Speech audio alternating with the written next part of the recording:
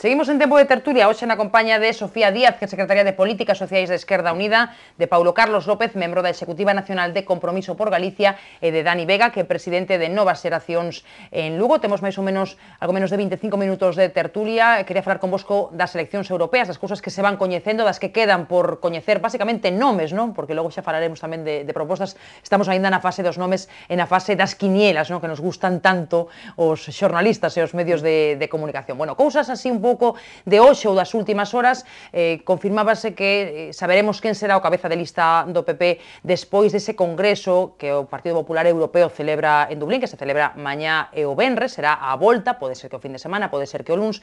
Todo apunta ao ministro Arias Cañete, así que, pois, se eso se confirma, habería que pensar tamén a falar tamén dunha remodelación do goberno Rajoy, pero bueno, eso será cando toque. Hoxe a número 1 do PSOE, Elena Valenciano, a número 2 do partido, pedíalle a clase media que non lle vote o PP polo ben do futuro dos seus fillos. E aquí en clave galega hai algunha reflexión por aí interesante que me gustaría salientar, da voceira do PPDG, Paula Prado, dicindo que non lle estrana o pacto, a alianza electoral entre BNG e Bildu de cara a esas europeas, porque son formacións que non condenan o terrorismo, non? En ambos os dous casos.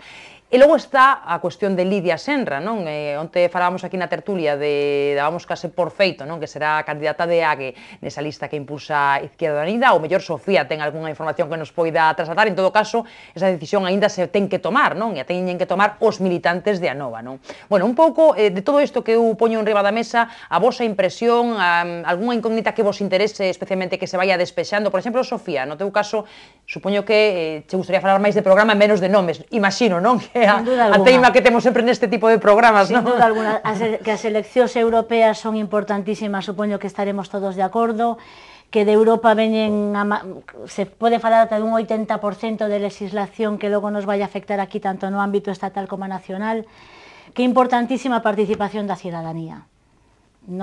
É importantísimo que consigamos trasladar a cidadanía que estamos nun momento clave. Nós, por suposto, falamos dun cambio de sistema, propomos un cambio de sistema, vamos nesa candidatura con Alexis Tsipras propoñendo yo como candidato para presidente do Parlamento Europeo, e con toda ilusión. Izquierda Unida Federal esta fin de semana terminou de facer o programa con multitude de colectivos sociais, con multitude de organizacións, intentando facer unha fronte ampla do que estamos falando desde hai moitísimo tempo, de xuntarnos todas aquelas persoas e entidades que entendemos que outro mundo é posible, outra Europa sí, pero outra Europa, non esta Europa de mercaderes, Europa de cidadanía. Nese sentido, trasladamos a Galicia da mesma maneira. Juntármonos con cuantas máis forzas políticas, sindicais, con cuantas máis organizacións sociais e colectivos a hora de artellar o programa, e estamos no momento do programa, Susana. Estamos no momento do programa. Estamos tamén no momento de nomes, abrindo tanto de maneira que non teñan que ser persoas nin de Izquierda Unida nin de Esquerda Unida as que sean nas listas. De feito, na lista federal irán persoas de sindicatos, irán persoas de colectivos de dereitos humanos como José Couso, irán moitísimas persoas que non son membros directamente de Izquierda Unida, porque só entendemos a participación en Europa como unha fronte ampla no social, no político, pero eu remarco moito, por suposto, no social. En todo caso, parece que foi ben recibido ese nome de Lidia Senra, non? Unha persoa moi coñecida e cunha trayectoria moi importante no sindicalismo galego, non? É unha proposta moi positiva, é unha proposta moi positiva, pero por suposto isto terá que decidirse democráticamente, da mesma xeito que as dúas persoas que propón Esquerda Unida se decidiron democráticamente por todas as asambleas, votamos o referendo pasado 17 de febreiro, todas e todos os militantes participamos deso que entendemos que ten que ser a democracia interna nas organizacións políticas. Bueno, xa que te teño aquí, dicía tamén, creo que onte, Yolanda Díaz, que empeza unha nova etapa en AGE logo duns tempos nos que, dicía o ela, non estiveron á altura, non? E aquí o temos tamén comentado moitas veces na mesa por moitos problemas internos que agora non tampouco imos enumerar, pero que sabemos que están aí. Supoño que, non sei se che parece ben que entoe o mea culpa, non? A min, a lo menos, sí, non? Eu entendo que hai unha parte que mediática na que falábamos antes, se trasladan moitísimo ese tipo de dificultades e quedan no invisible o traballo parlamentario de AGE, que eu como militante basicamente admiro moitísimo, teño acceso a él e quizáis a maioría da cidadanía non. Si é un grupo parlamentario que está traballando moitísimo, que ante as propostas que fai o goberno, que en xeral non estamos de acordo con elas, está intentando facer outras, e que esas cousas moitas veces quedan na invisibilidade e o que sempre é máis visible son eses conflitos que, por suposto, non terían que ter existido. Eso, por suposto. Bueno, a ver, falamos tamén, isto doulle pexa a Dani tamén para que faga algunha valoración, pero bueno, Paula, falaba Sofía un pouco do proceso e vos tamén estades nun proceso de consulta ás bases, non? Sí, a ver, a cuestión falaba dos procedementos democráticos, non? Eu discrepo, eu creo que tanto o Partido Popular como o Partido Socialista, como o BNG, como a Izquierda Unida teñen uns métodos de elección moi clásicos, non? Digamos, a hora de escoller representantes... Os que elixen os seus militantes. A hora de escoller os representantes públicos hai que entender que non estamos escollendo uns órganos internos de direccións colexiadas, estamos escollendo persoas que van a representar a cidadanía. As organizacións, eu creo que tamén a Rexeneración Democrática e a cidadanía o está a pedir a berros, as organizacións non son só patrimonio dos militantes, as organizacións non son só patrimonio dos seus simpatizantes, senón que son patrimonio da cidadanía, porque é a cidadanía que nos coloca aí. Polo tanto, neste caso, o procedimento que vai facer Compromiso por Galicia van a ser unhas primarias abertas á cidadanía, como fixo o Partido Socialista francés no seu momento, como no resto do Estado español creo que van facer Compromís e Podemos, creo que foi aí a cuestión de discrepancia fundamental entre Izquierda Unida e Podemos o método de elección. Calquera cidadán se pode presentar, creo que o venres o partido vai comunicar os candidatos que van concorrer a esas eleccións abertas á cidadanía. E iso un pouco, non? Podemos falar de caras, podemos falar de programa, pero que é o procedimento tanto o Partido Popular como o Partido Socialista, como Izquierda Unida, como o BNG, e xa o de Traca e da Nova, porque da Nova, antes de escoller o procedimento, escollen candidata. Logo xa escolleremos o procedimento, esos que quizáis falan moito de horizontalidade, de arriba abaixo, de empoderar a cidadanía, de rebeldía, o que fan un dedazo, e logo xa se verá que método facemos de ratificación, non? Eu creo que é unha tomadura de pelo, a xenda pública está hexemonizada pola desafección, empoderemos a cidadanía con capacidade de decisión sobre os partidos e quitemos de control os aparellos, non? Que creo que é o digno e o que se necesita para dignificar a política e a clase política tamén. A ver, permítelle, Sofía, que faga unha matización, me parece que queres engadir algo, non? Eu entendo que se o que che preocupa é da desafección respecto da política, o que teremos que querer en todas as organizacións políticas é que as persoas participen activamente nelas, non que voten puntualmente a unha persoa candidata ou non. Non todo o mundo pode facer. É máis ou menos populista ou non a medida, é respetable, por suposto, pero eu entendo que as persoas o que teríamos que intentar é que se animen a participar activamente en política. Participar activamente en política vai máis alá dunha elección dun candidato. Por suposto, pero non son. Vale. Non só, pero va moito máis alá de todo eso a participación. Dito que, a ver, Dani. Despois destes discursos tan importantes... Mitineros. O que me fai gracia, quero analizar, dice a representante de Izquierda Unida, co traballo fundamental que fai AGE no Parlamento, un traballo moi importante, sobre todo para levar camisetas algaradas ali no Parlamento de Galicia e insultar, e iso fan moi ben. Pero despois de todo isto, despois de todo isto, a mí o que me fai gracia é que o nacionalismo de Galicia está profundamente dividido, porque Compromiso por Galicia, se non me equivoco, senón que me corrixa o seu representante, pacta con Izquierda, con PNV, CIO e Coalición Canaria. É dicir, non pacta con ningún partido nacionalista de Galicia. Pacta cos partidos nacionalistas... Non será polo que intentamos. Non, pacta cos partidos nacionalistas de fora de Galicia. Se nos vamos a Nova, non sei moi ben, porque o da Nova é un totum revolutum, non saben moi ben o que queren, falan de personas, Beiras, padre e señor mío de todo o partido, a señora Yolanda móvese un pouquiño, nada, todo un desastre bastante importante, pero así lles vai nos resultados electorales. E despois temos o BNG, que o BNG, sorprendentemente, pacta con Bildu.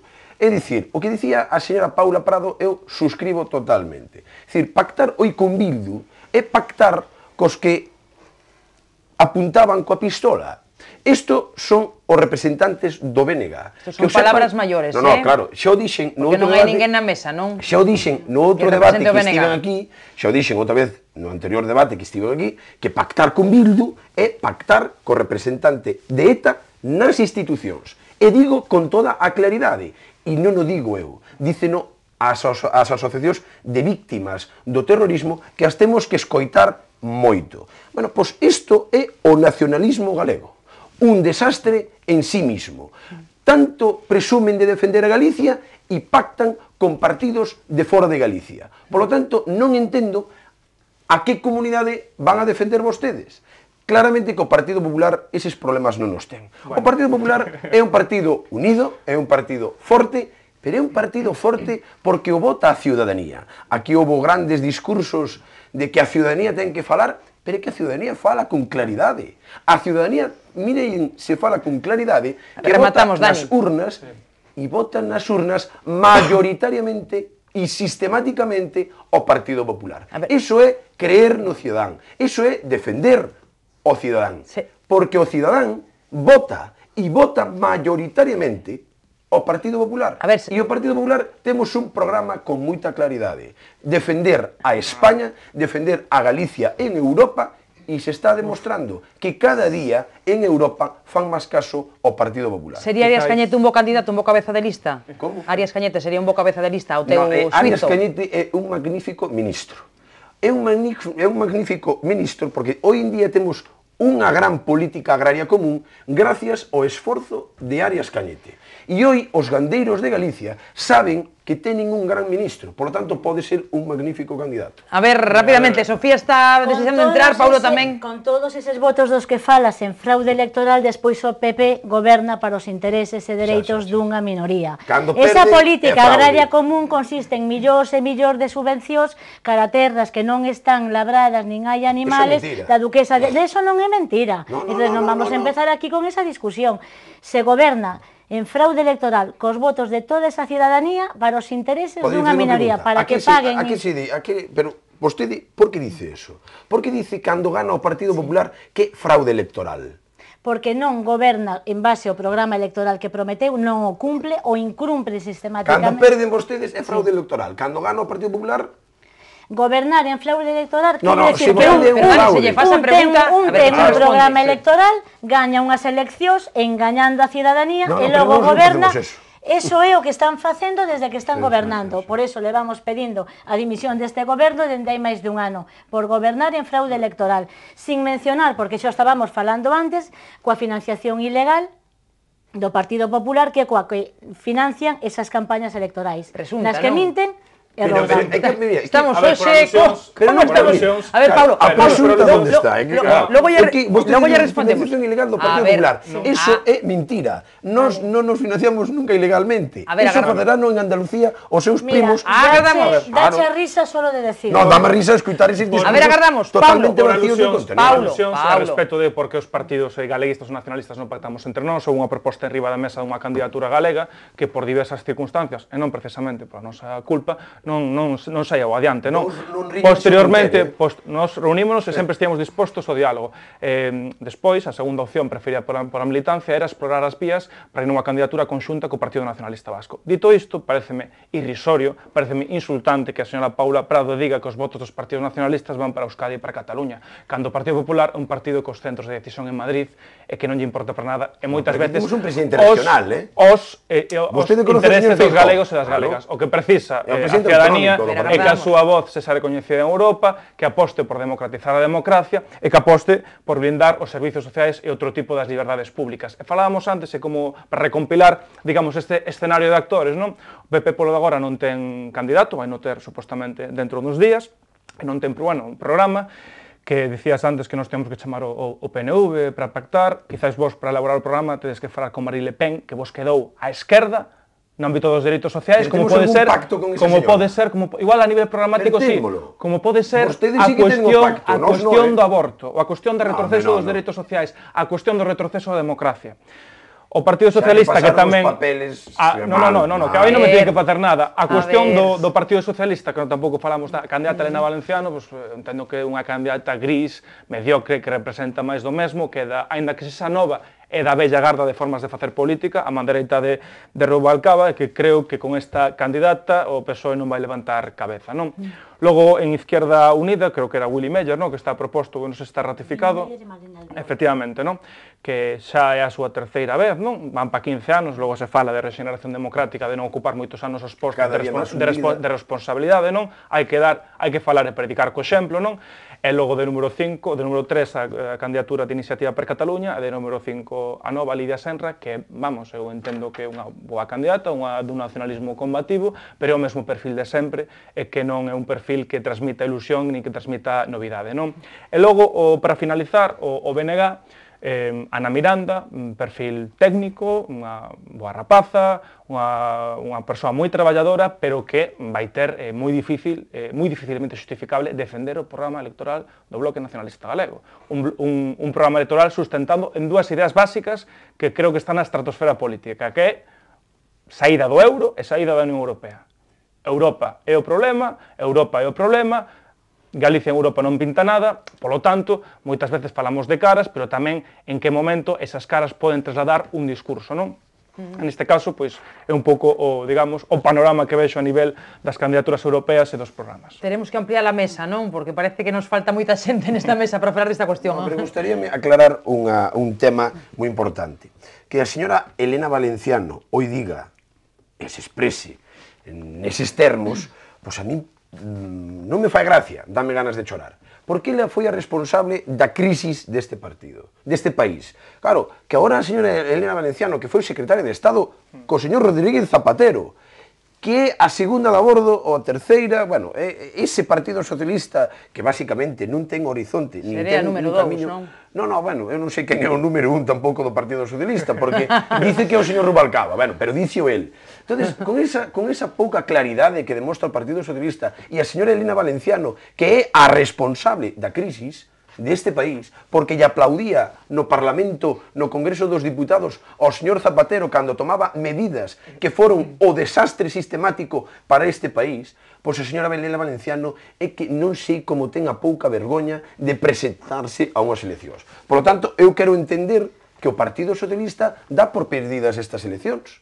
Porque quen vai a creer nunha persoa que é a responsable da crisis dun partido, dun país, non somente do seu partido, sino tamén do país. E claro, eu permita que lles diga que pactar con nacionalistas, en sí mismo o nacionalismo xa é unha pobreza bastante importante. O nacionalismo español. Pero, non, usted dice nacionalismo español, eu digo nacionalismo e extremismo, que é o que temos en Galicia. Un nacionalismo extremista, un nacionalismo sin discurso político, e por eso se demostra que falan todos os días que vamos a facer democracia interna, vamos a poñer esta persona, vamos a chamar a aquela persoa e vamos a creer máis en engañar aos cidadáns. Porque iso é o que fan todos os días.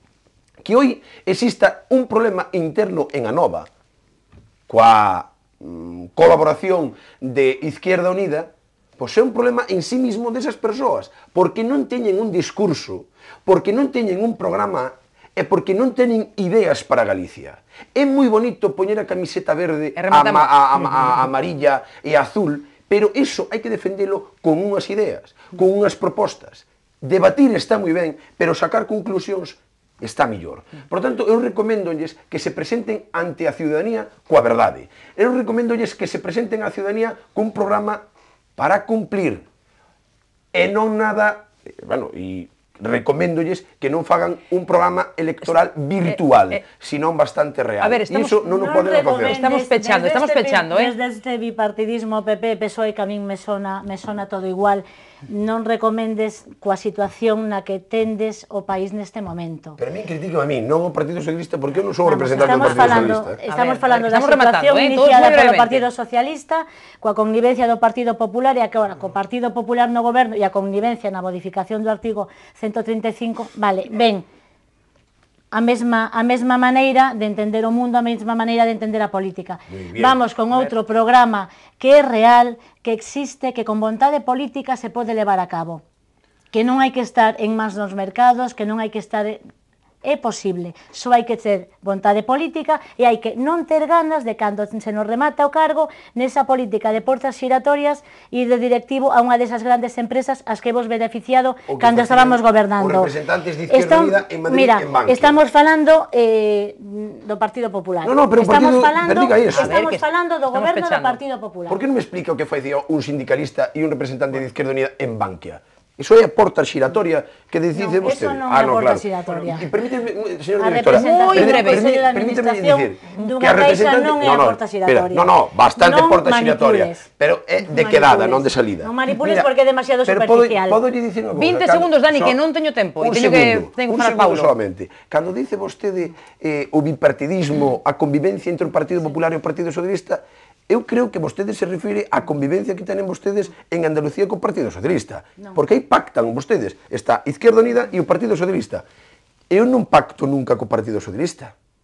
Eu non sei onde teño o Partido Popular e un goberno de convivencia co Partido Socialista. Desgraciadamente... Volmendo, ao inicio da tarde pactan aquí en Galicia para tapar todos os casos de corrupción. Vostede vai me dar razón neste momento. Pactan claramente. A ciudadanía en xeral... A ciudadanía en xeral e a que nos está escoitando, alegraríase moito que os partidos políticos pactaran máis entre sí. Menos discusión e máis solución. Eu creo que iso é moi importante. A ver, Paulo, creo que se pode facer unha analoxía, non, entre a situación, bueno, as propostas que existen na política galega e a que se pode dar agora mesmo no ámbito das eleccións europeas, non? Tanto o Partido Popular como o Partido Socialista comparten, aínda que non leven no programa, unha idea de Europa, a Europa da austeridade, o dogma da austeridade, non? Que dicías antes que non se pactaba PP-PSOE para reformar a Constitución, sí que se pactou. E por outra, fundamental, o techo de gasto, ou por outra discrepo, e por outra, por a boa administración que dimitan os imputados en Santiago de Compostela. E por outra banda temos a Bloque Nacionalista Galego e AGE que bueno, que sustentas un programa en cuestións ilusorias, non teñen alternativas de goberno, o que se precisa neste momento, é dicir, que o Partido Popular e o Partido Socialista, e se ve o partidismo, non está gobernando para unha maioría social, pero que esa maioría social precisa de medidas realistas, non sair do euro nin da Unión Europea. O que se precisa son tres cuestións fundamentais, que Galicia teña voz en Europa, democratizar as institucións europeas, darlle máis poder ao Parlamento Europeo en detrimento do Consello e a blindaxe dos servicios sociais e que non haxa ningún tipo de retroceso nos dereitos conquistados, como pode ser a cuestión do aborto e que as mulleres teñan capacidade de decisión para decidir sobre o seu corpo. Entón, creo que este partido tamén se xoga en Europa e que creo que é moi importante que a ciudadanía participe e legitime tamén este proceso. Rápidamente, que pechamos. Un minuto. Sí, ti tamén, non te preocupes. A ver, agora Sofía, logo Dani. Apunta se quere responderlle. Nesta fronte social e política que nos estamos intentando artellar para Europa, si levamos unha proposta realista, si con vontade política se pode vivir en Europa de outra maneira. Unha Europa para toda a cidadanía que non estea en mans dos mercaderes. Unha Europa na que se garantan os servizos públicos, se garantan os dereitos humanos, se garanta unha regeneración, consiga unha regeneración democrática. A cidadanía decirlle que son unhas eleccións moi importantes, que a participación, por suposto que legitimará o resultado, e que moito do que nos pasa co tío se determina en Europa. Dani, pechas. Nos estamos en campaña electoral porque vai a mítines... E agora vai o teu, non? Non, isto é un mítin político. Están preparados vostedes para a campaña electoral porque vai a discursos tamén preparados. Hai xente máis preparada. Pero mire, eu querría dicir, para corrixir, porque menos discurso e vamos a perfilar máis. Pero moi brevemente que pechamos. Pero cando dicimos que nos pactamos co Partido Socialista, pero algo fundamental, o techo de gasto. Isto, as familias de Galicia saben moi ben o que significa gastar menos do que se ingresa. Iso é moi convinte na administración pública. Xa sei que vostedes e a izquierda entende o diñeiro público que non ten dono, pero tenen un dono, os contribuyentes. E gastar máis... Para vos, o donos dos cuartos públicos son os banqueiros. Iso é discurso baladí. Non, baladí non, é un discurso real. A ver, que a xente non se entera. Pecha, Dani, eu non podo seguir o debate. Pero cando falen de realidade política, falen que gastar máis do que se ingresa é corrupción política, porque estamos a xestionar o diñeiro público, que non somos nós os donos, non é o señor Feijóo, é o don ciudadano, ese é o dono do diñeiro público, e polo tanto, Gracias por dar estes discursos políticos porque demostran vostedes que non tenen programas. Porque en todo o debate era o Partido Popular ten que mellorar, o Partido Popular ten que cambiar. Mire, o discurso político faise facendo Europa. E facendo Europa é creendo nos gandeiros. A PAC, que hoy dícese con claridade que a PAC é a mellor política agraria común que podíamos ter. Temos que despedir. Non o dicen vostedes, dicen os gandeiros. Temos que despedir. Eu tampouco podo gastar máis minutos dos que teño, non? Entón xa vou un pouco fora de tempo. Bueno, foi un placer tervos os tres por aquí, especialmente digo yo a Sofía porque quero que repita, así que nada, espero que estivera a gusto. Grazas a Paulo, a Dani e a Sofía por estar connosco. Grazas a todos por seguirnos un día máis. Mañá volvemos, teremos tertulia como sempre da actualidade que deixe o día e tamén unha interesantísima, seguro, entrevista co xornalista Fernando Jauregui. Grazas a todos por estaren un día máis aí.